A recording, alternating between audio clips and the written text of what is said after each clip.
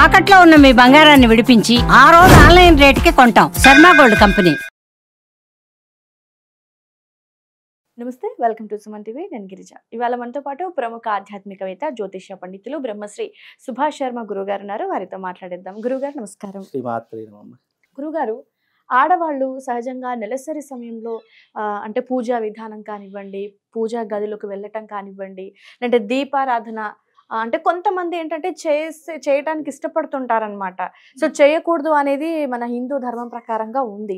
So అలాంటి వాళ్ళ కోసం మీ అంటే ఇన్నాళ్ళ మీ ఎక్స్పీరియన్స్లో సో ఎన్నో విషయాలు మీరు శాస్త్రపరంగా ఆధ్యాత్మికవేత్త కాబట్టి తెలిసి ఉంటాయి కదా. సో అలాంటి వాళ్ళ కోసం ఏదైనా ఒక ఉపదేశం అనుకోండి. సనాతన ధర్మం మనకు అందించినటువంటి విలువలు, సాంప్రదాయాలు, కట్టుబాటులు, మనకున్నటువంటి ఎన్నో రకాలైన హైందవ ధర్మంలో చెప్పినటువంటి నీతి వాక్యాలు ఇవన్నీ కూడా జోడిస్తే సనాతన ధర్మంలో ఈ ప్రకృతి సహజ సిద్ధంగా వచ్చే ఋతుక్రమ విషయం స్త్రీకి ఏదైతే ఉంటుందో అది చాలా మట్టుకు ఎలా ఏర్పడింది అనేటటువంటి చూసుకుంటే ఇంద్రుడికి 5 శాపాలు ఉంటాయి.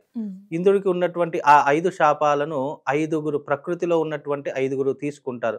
ఒకటి వృక్ష జాతి, 2 నీటి జాతి అంటే ఈ జలచరాలు, 3వది స్త్రీ, అలాగే 4వది వచ్చేసేసి ప్రకృతిలో ఉన్నటువంటి పశుపక్షాదులు, 5వది వచ్చేసేసి భూచరాలు అని చెప్పేసి చెప్పడం జరిగింది. అంటే పంచభూతాలలో ఉన్నటువంటి ఈ 5 ఇంద్రుడికి ఉన్నటువంటి 5 శాపాలను తీసేసుకుంటాయి అని చెప్పేసి మనకు శాస్త్రంలో చెప్పడం జరిగింది. మీకు పురాణం అంటే మనకు ఇంద్ర పురాణంలో కనుక తీసుకుంటే ఇంద్రుడికి ఉన్నటువంటి 5 శాపాలు తీసుకున్నటువంటి వారిలో ఈ 5గురు ఉంటారు. అందులో స్త్రీ కూడా ఉంది. అంటే స్త్రీ నెలసరి అయ్యేటటువంటి సమయంలో ఇంద్రుడికి ఉన్నటువంటి శాపం తీసుకోవడం ద్వారా స్త్రీ 5 రోజుల పాటు పక్కన బహిష్టు అని అంటాము. బహిష్టు అంటే అర్థం ఏంటి? దేనిని ముట్టుకోకుండా ఏ రకమైనటువంటి పని చేయకుండా భాండాగారాలను కానీ, ఇంట్లో ఉన్నటువంటి వస్తువులను కానీ, లేదా పూజాధికృతుల వస్తువులను కానీ, పూజా మందిరంలోకి వెళ్ళడం కానీ ఇలాంటివి చేయకూడదు అని చెప్పేసి శాస్త్రవచనం. ఎందుకు చేయకూడదు? ప్రకృతి సహజ సిద్ధంగా భగవంతుడు ఏర్పరిచినటువంటిది, అందులో ఎలాంటి సందేహం లేదు. కాకపోతే స్త్రీకి ఆ 5 రోజులు ఋతుక్రమం జరిగేటటువంటి సమయం ఏదైతే ఉంటుందో అది మనకు ఇన్ ఫ్యూచర్ అంటే సైంటిఫిక్గా చెప్పాలంటే ఇన్ ఫ్యూచర్లో గర్భస్థ శిశువుకి కానీ లేదా మన గర్భానికి కానీ ఏదైనా ఇబ్బంది జరుగుతుండవచ్చు. లేదు అని అంటే కనుక హెల్త్ ఇష్యూస్ అంటాము. అలాంటి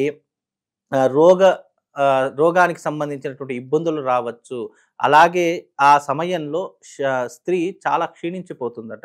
అంటే ఆ సమయంలో స్త్రీకి హార్మోన్స్ ఇన్బ్యాలెన్స్ కావడం కానీ, లేదా ఆలోచనలు అనేటటువంటివి విపరీతంగా పెరిగి కామకోవాంఛలు పెరిగేటటువంటి లక్షణాలు ఏర్పడడం కానీ, లేదా ఆ సమయంలో పురుషుడు ఇద్దరూ కూడా ఒక దగ్గర ఉన్నారనుకోండి, ఆ సమయంలో ఋతుక్రమ సమయంలో పురుషుడు కామించడం కానీ లేదా ఆ సమయంలో కలవడం కానీ జరిగితే అప్పుడు హెల్త్ పరంగా ఇబ్బంది వస్తుంది ఒక రకంగా తీసుకుంటే.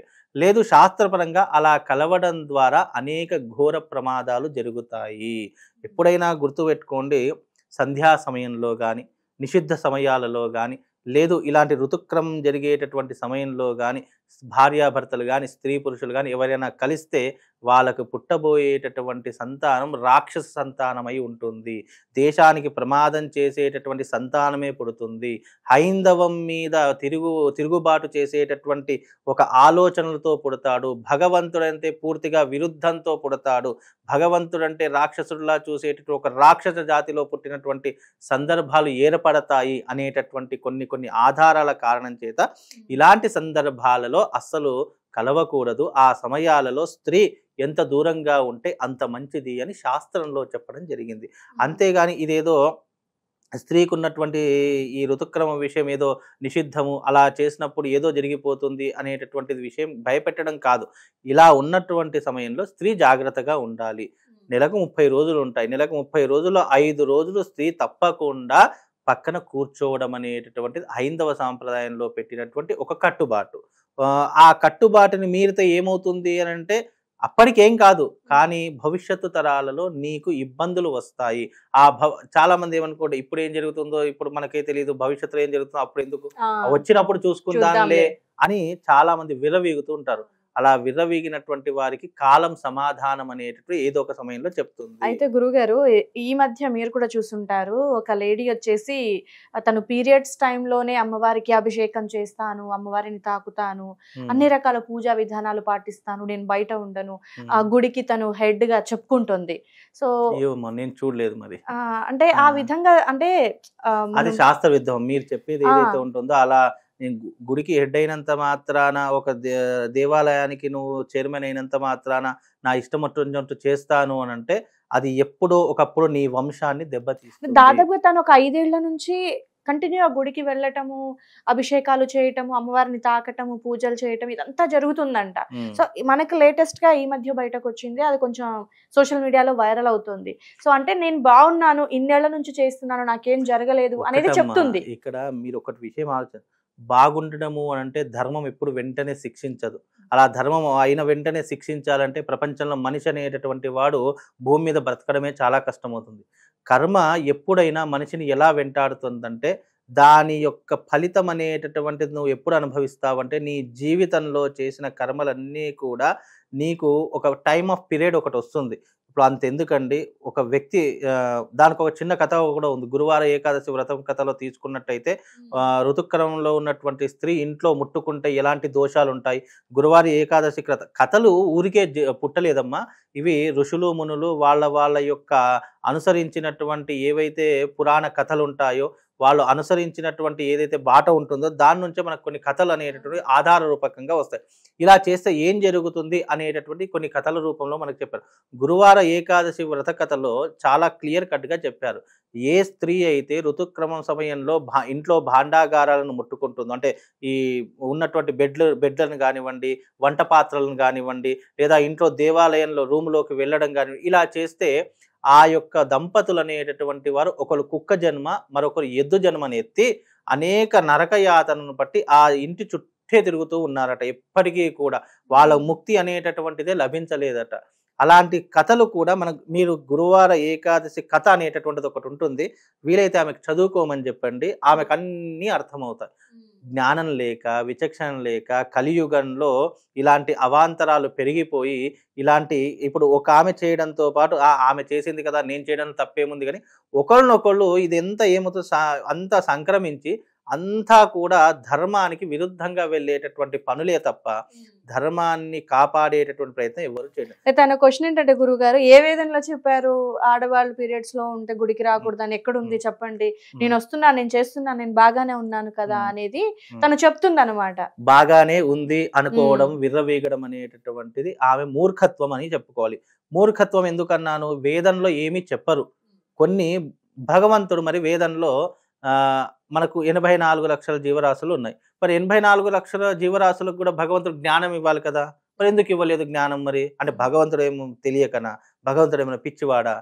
భగవంతుడు తెలియక అందరికి, మనిషికి అనేటటువంటి వాడికి విచక్షణ జ్ఞానం ఎందుకు ఇచ్చారు? ఏది మంచి ఏది చెడు అని తెలుసుకునేటటువంటి ప్రయత్నంలో నువ్వు ముందుకు వెళ్ళి నీ జీవిత పరమార్థం ఏంటో తెలుసుకోవడానికి కానీ ఇలా ధర్మాన్ని విరుద్ధపాలు చేయడానికి, అధర్మాన్ని నువ్వు ఎక్కువయ్యేలా చేయడానికో అనేటటువంటి నీకు విచక్షణ జ్ఞానం ఇవ్వలేదు భగవంతుడు. నువ్వు పీరియడ్ టైంలో వెళ్ళావంటే అది నీ మూర్ఖత్వము. ఇంకా నువ్వు మీడియా ముందుకు వచ్చేసి ఇంకా నాకేమవుతుందిలే అని చెప్పేసి ఇంకా 10 మందికి నువ్వు ప్రోత్సహించేలా చేశావు అని అంటే నీతో పాటు ఆ 10 మంది కూడా కష్టపడతారు. అంటే ఇక్కడ పీరియడ్స్ టైంలో ఒకటి గుర్తుపెట్టుకోండి, ఎందుకు దేవాలయంలోకి వెళ్ళకూడదు అని అన్నారంటే ఆమె ఏం చెప్పిందో తెలియదు, కానీ ఆ సమయం ఋతు సమయంలో చేసేటటువంటి ఏవైతే ఒక స్త్రీ పనులు ఉంటాయో అవి నిషిద్ధమైనటువంటి పనులు. ఎగ్జాంపుల్గా చెప్తాను, మన ఒంటి నిండా దెబ్బలు తాకాయండి, మొత్తం రక్తం కారుతూ ఉంటుంది. ఆ రక్తం కారుతున్న సమయంలో మనం ఏదైనా పని చేస్తామా? ఎవరైనా కానివ్వండి. అలా చేయనప్పుడు ఒక స్త్రీకి కూడా అదే సమయంలో ఋతుక్రమం అవుతుంది కాబట్టి ఆ సమయంలో ఒక స్త్రీ శరీరంలో ఉన్నటువంటి మలినమే అదిగా, ఆ మలినం వెళ్తున్నటువంటి సమయంలో ఎలాంటి పనులు చేయకూడదు అని చెప్పినటువంటిది ధర్మశాస్త్రం. దీనికి అనేక రకాలైనటువంటి విధి విధానాలు పురాణాల్లో చెప్పడం జరిగింది. ఒక గురువార ఎవరికైనా పీరియడ్ సమయంలో ఎందుకు చేయకూడదు అని అనుకునేటటువంటి వాళ్ళకు ఒక గ్రంథం చెప్తాను. అది గురువార ఏకాదశి వ్రతకథ అనేటటువంటిది ఒక గ్రంథం దొరుకుతుంది, గురువార వ్రతకథ అని చెప్పేసి.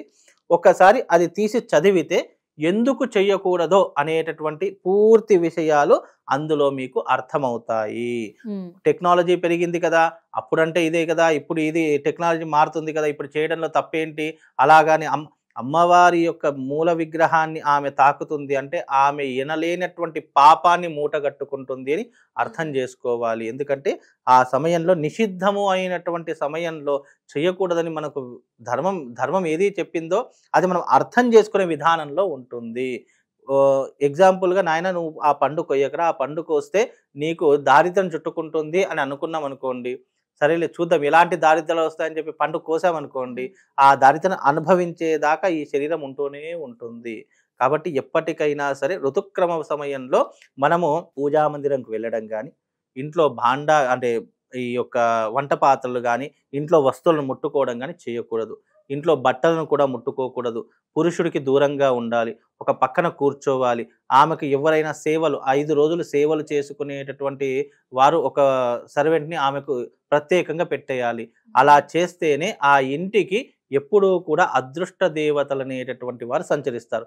అలా కాకుండా ఆ ఋతుక్రమ సమయంలో కూడా ఇల్లంతా ముట్టుకున్నాము, అన్ని పూజలు చేశాము, దేవాలయంలోకి వెళ్ళాము అని అంటే గనక అది ఎప్పటికైనా ఆ వంశాన్ని నిర్వీర్యం చేసేస్తుంది. ఇది మాత్రం ఖచ్చితంగా రాసి పెట్టుకోండి. వంశం నిర్వీర్యం అయిపోవడానికి ఇది ప్రధానమైనటువంటి కారణం అవుతుంది. ఈ మధ్యకాలంలో ఇలాంటివి చేయడం ద్వారా ఎంతమంది స్త్రీలు తన సంతానం లేకుండా ఉంటున్నారు చెప్పండి. ఈ మధ్యకాలంలో 49 అని చెప్పేసి కృత్రిమమైనటువంటి సంతానాన్ని కూడా వాళ్ళు పొందేటటువంటి దౌర్భాగ్య స్థితి వచ్చింది అంటే ఎందుకు జరుగుతున్నా, ఇదిగో ఇలాంటివి అకృత్యాలు చేయడం ద్వారానే స్త్రీకి రాను రాను కృత్రిమ సంతానాలే పెరిగిపోతాయి, నార్మల్ సంతానం జరగడం కూడా కష్టమైపోతేటటువంటి సిచ్యువేషన్స్ ఇగో ఇలాంటివి చేయడం ద్వారా కలుగుతున్నాయి. కనుక ఋతుక్రమ సమయంలో ఎవరైనా సరే ఒక పక్కన కూర్చుండి మీరు ప్రశాంతంగా విశ్రాంతి తీసుకునేటటువంటి ప్రయత్నం చేయండి. ఆ ఋతుక్రమ సమయంలో ఒక స్త్రీ పురిటి నొప్పులు ఎంతనైతే నరకయాతన అనుభవిస్తుందో ఆ సమయంలో కూడా ఒక స్త్రీకి అదే రకమైనటువంటి నరకయాతన ఉంటుంది. అది మీరు గమనిస్తే గనక ప్రతి ఒక్క స్త్రీ గమనిస్తే గనక అర్థమవుతుంది. ఆ నరకయాతన నుంచి బయటపడడానికే కదమ్మా 5 రోజులు పక్కన కూర్చోమనేది. ఏం చెప్తున్నాము, 5 రోజులు పక్కన కూర్చోండి, మీకు అతిథి సేవలు కానీ మీకు ఏం కావాలో అన్ని తెచ్చించే వాళ్ళు ఉన్నారు కదా, ఆ సమయాన్ని మనము నెల రోజుల్లో 5 రోజుల సమయాన్ని అయితే పక్కన కూర్చోబెట్టమని చెప్తాము. అది ధర్మంలో శాస్త్రంలో ఎలా ఇచ్చారు అనేటట్టు ఆమెకు కావాలి అనుకుంటే గ్రంథం పేరు చెప్పాను కదా, ఆ గ్రంథం చదువుకుంటే ఎందుకు చేయకూడదో అర్థమవుతుంది. ఇక్కడ శాస్త్రం తెలియకుండా, సాంప్రదాయం తెలియకుండా, ఆచారాలు తెలియకుండా చేసేటటువంటివన్నీ కూడా మూర్ఖత్వం అవుతాయి. అందుకే ఇలా మూర్ఖత్వంతో చేస్తే రానున్న కాలంలో స్త్రీలకు సంతానం కలగడమే చాలా కష్టమైపోతుంది, మీరు గుర్తుపెట్టుకోండి. ఓకే గురుగారు, సో చాలా చక్కటి విశ్లేషణ. ఎందుకు అని అంటే మూర్ఖత్వమే మీరు అన్నట్టుగా. ఏమవుతుంది ఏం కాదులే అంటే ఇప్పుడు జరగకపోవచ్చు, కానీ కర్మ అనేది వెంటాడుతుంది కదా. నేను మీకు మన సోమవతి అమావాస్య కథలో చెప్పాను, ఒక చీమ తెలియకుండా శివుడికి ప్రదక్షిణ చేస్తే కాశీరాజుకి పుత్రికగా జన్మించింది అని చెప్పాను. అంటే ఆ భగవంతుడు ఒక చీమకు అంత పెద్ద జన్మనిస్తే ఇలాంటివి అకృత్యాలు చేయడం వల్ల ఈమెకు ఎంత కఠినాత్మమైనటువంటి జన్మ వస్తుందో ఆమె అర్థం చేసుకోవాలి. కాబట్టి ఏదైనా కూడా భగవంతుడికే వదిలేసేయాలి. భగవంతుడు అన్నీ చూస్తూనే ఉంటాడు. కాబట్టి ఆమె చేసింది ధర్మమా అధర్మమా, తప్ప ఒప్ప అనేటటువంటి ఆమె ఆలోచించుకొని విచక్షణ జ్ఞానంతో కొన్ని గ్రంథాల పేర్లు కూడా చెప్పాను, ఆ గ్రంథాలు చదువుకుంటే ఆమెకు ఋతుక్రమ సమయంలో ఎందుకు చేయకూడదో ఆమెకు ఒక క్లారిటీ. ఓకే గురుగారు, సో చాలా కరెక్ట్ గా అంటే జనాలకి తెలియాలి. ఎందుకనంటే వాళ్ళ కొంచెం మైండ్ అనేది నెగిటివ్ లోనే ఉంది, ఇలా చేయొచ్చు ఏం కాదు దేవుడు పెట్టింది అనే దాంట్లో ఉన్నారు. కానీ సో ఎందుకు అని అంటే ప్రజెంట్ మనం చూస్తున్నాం సంతాన సమస్య అనేది చాలా విపరీతంగా ఉంది. సో దానికి ఏంటి రీజన్స్ అంటే మనం తెలియక చేసిన తప్పులే. 100% అమ్మా, 100% ఆమెకు సంతానం అయి ఉండవచ్చు, నేను ముట్టుకుంటే నాకేం కాలేదని విర్రవేగుతుండవచ్చు.